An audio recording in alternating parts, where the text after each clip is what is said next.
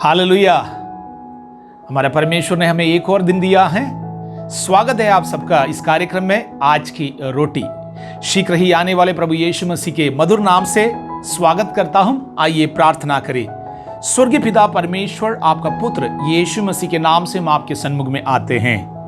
ये नया दिन प्रभु ये आपका करुणा है। आज के दिन यहोवा ने बनाया है, हम इसमें आनंदित और मगन रहे। आपके वचनों से आप हमसे बातचीत करें परमेश्वर। हम में से एक भी व्यक्ति आज के दिन ठोकर ना खाए। हमारे आंखों को आंसुओं से, प्राण को मृत्यु से और पावों को ठोकर से बचाए रखे। प्रभु, हम अपने देश के प्रति मध्यस्थता की प्रार्थना करते। प्रभु, तेरे लोग हैं, हिंदुस्तान पर आशीष आए। प्रभु, हमारे लोग जो हताश निराश समस्याओं में हैं, छुटकारा प्रदान करे। हमारे देश के अधिकारी गणों के लिए धन्यवाद। प्रभु जी, प्रत्येकों को बुद्धि समझ ज्ञान से परिपूर्ण कर। हमारे प्रिय लोग परमेश्वर बीमारियों से जो लड़ रहा हैं, उनके परिजनों के लिए हम प्रार्थना करते हैं। आशीषित रहे उन प्रियों पर प्रभु, कृपा करे शीघ्र ही प्रभु। आमीन। आपकी आराधना आत्मा में और सच्चाई में करने के लिए हमारा सहायता करे। प्रार्थना सुनने के लिए धन्यवाद, यीशु मसीह के नाम से आमीन। आज की मनादी के लिए हम एक वचन पढ़ेंगे।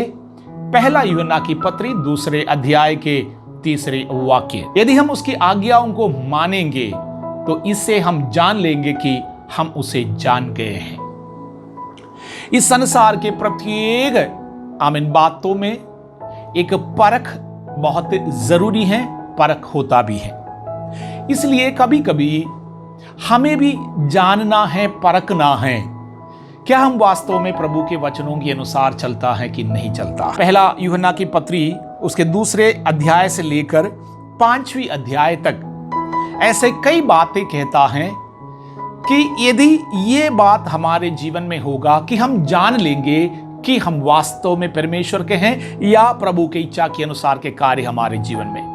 ये हमारे लिए एक मापदंड है। प्रभु के वचन हमारे लिए मापदंड है। इसलिए प्रतिदिन हम परमेश्वर के वचनों में आत्मीय चेहरे को देखते हैं। सबसे पहला, जैसे हमने पढ़ा, यदि हम उसकी आज्ञाओं को मानेंगे तो इससे हम जान लेंगे कि हम उससे जान गया। लोग कहता है कि हम प्रभु को जानते हैं, लोग कहते हैं प्रभु को मानते हैं, लोग कहते हैं वो भक्त है, लोग कहते हैं आत्मिक है, आनंद जीवन के लिए तैयार है।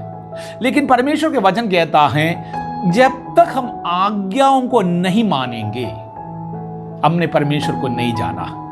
जब तक एक पुत्र अपने पिता के हृदय को नहीं जानते हैं, पिता के भाषा को नहीं बोलते हैं, पिता जो पुत्र के लिए उत्तम काम करना चाहता है, यदि वो पुत्र उसे नहीं जानेंगे, हम नहीं कह सकता है पिता और पुत्र का संबंध सही है। इसलिए यूहन्ना कहता है, यदि आप कहते हैं आप भक्त या परमेश्वर को जान गए हैं, परमेश्वर के आज्ञाओं को आमीन हम मानेंगे। ये सबसे प्रथम है। दूसरा, हम प्रभु के वचनों के अनुसार चलते हैं, इसी से जान जाते हैं हम मसीह में हैं। जब तक हम मसीह में और मसीह के वचन हम में बना नहीं रहेंगे, हम लोग झूठ बोलने वाला होगा, वास्तव में हम अपने परमेश्वर को नहीं जाना है। यूहन्ना कहता है पॉइंट नंबर 2, यदि हम कहता है हम उसमें चलता है, हम परमेश्वर के वचनों के अनुसार के जीवन व्यतीत करेंगे।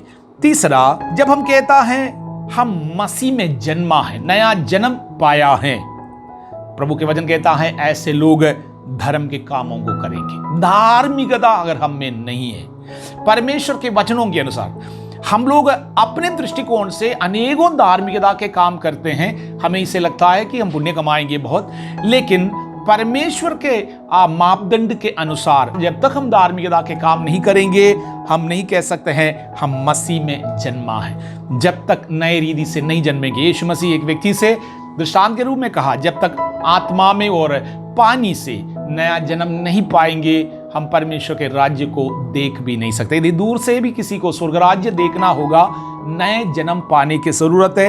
यदि हम कहता है हमने नया जन्म पाया, मसीह में हम जन्म लिया है, हमारे अंदर यीशु मसीह के धार्मिकता, प्रभु यीशु मसीह के स्वभाव में अनेकों प्रकार के हालेलुया बातें हैं, धार्मिकता के हैं। हमारे अंदर जब तक मसीह का स्वभाव नहीं आते तो हम नहीं कह सकता हम मसीह से जन्मा है।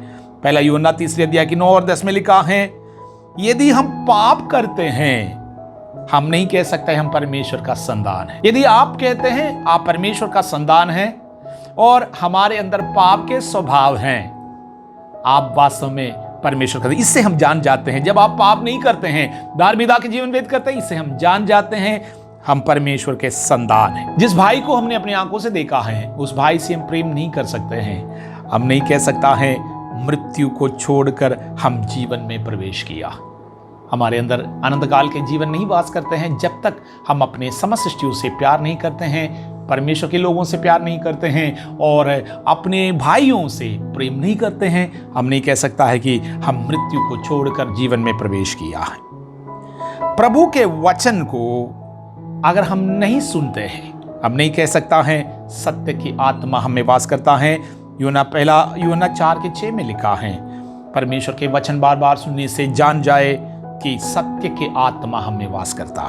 7वीं पॉइंट है, जब हम प्रभु से प्रेम करते हैं इससे जान जाते हैं हम परमेश्वर के संतानों से भी प्रेम करते हैं।